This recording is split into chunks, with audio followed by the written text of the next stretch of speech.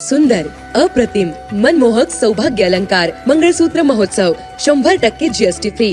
मयूर अलंकार, सराफ बाजार आणि गंगापूर रोड, नाशिक. ताज्या बातम्यांसाठी नाशिक न्यूजच्या YouTube चॅनलला सबस्क्राईब करा आणि बेल आयकॉनला प्रेस करा.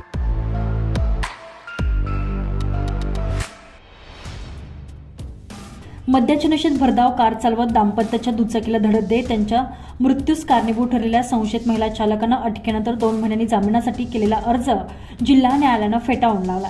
विशेष म्हणजे संशयित महिला कार चालक ही निवृत्त प्रादेशिक परिवहन अधिकाऱ्याची पत्नी असून तिच्या वैद्यकीय तपासणीत तिने जादा प्रमाणात मद्य प्राशन केल्याचे आढळून आल्याचा अहवाल पोलिसांनी न्यायालयात सादर केला. 25 नोव्हेंबर 2024 रोजी सोमेश्वर नजीक दुपारी 3 वाजता हा अपघात घडला होता. या अपघातात पंचवटीतील अमृतधाम भागात राहणारे 64 वर्षीय सुरेश वाखरकर आणि 60 वर्षीय विद्या वाखरकर यांचा मृत्यू झाला होता.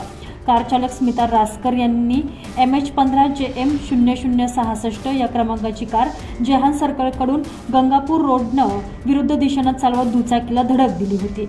रासकर यांच्या विरोधात गंगापूर पोलिसात ड्रंक अँड ड्राईव्हचा व हिट अँड रनचा देखील गुन्हा दाखल केला होता. रासकर यांच्या वैद्यकीय तपासणीमध्ये परवानगीपेक्षा जादा मद्य सेवन केल्याचं दिसून आल्यानं त्यांना अटक करण्यात आली. तेव्हापासून रासकर कारागृहात आहेत. न्यायालयात रासकर यांनी जामिनासाठी अर्ज केला असता सरकारी वकील रवींद्र निकम यांनी जामिनास विरोध करत जोरदार युक्तिवाद केलेला आहे. शहरात hit and run, drunk and drive रोजच गुन्हे घडत आहेत. त्यात निष्पापांचा जीव जातो. या गुन्ह्यात चालक महिलेनं दारूच्या नशेत वाहन चालवून अपघात केला.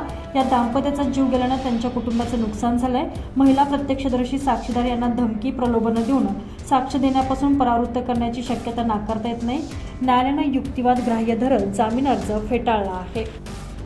तर या गुन्ह्यात महिलेनं मद्याच्या नशेत भरधाव कार चालवून अपघात केला आहे. त्यात दाम्पत्याचा बळी गेलेला असून hit and run, drunk and ड्राईव्हचा हा प्रकार घडलेला आहे. पोलिसांनी आवश्यक पुरावे जमा करून दोषारोपपत्र दाखल केलंय. या गंभीर बाबी न्यायालयाच्या निदर्शनास आणून देण्यात आलेल्या आहेत. हा गुन्हा सिद्ध झाल्यास संशयित महिलेला 7 ते 10 वर्षापर्यंत सक्त मजुरीची शिक्षा होऊ शकते, असं सरकारी वकील ॲडव्होकेट रवींद्र निकम यांनी सांगितलं आहे. संजय परमार, नाशिक न्यूज, नाशिक.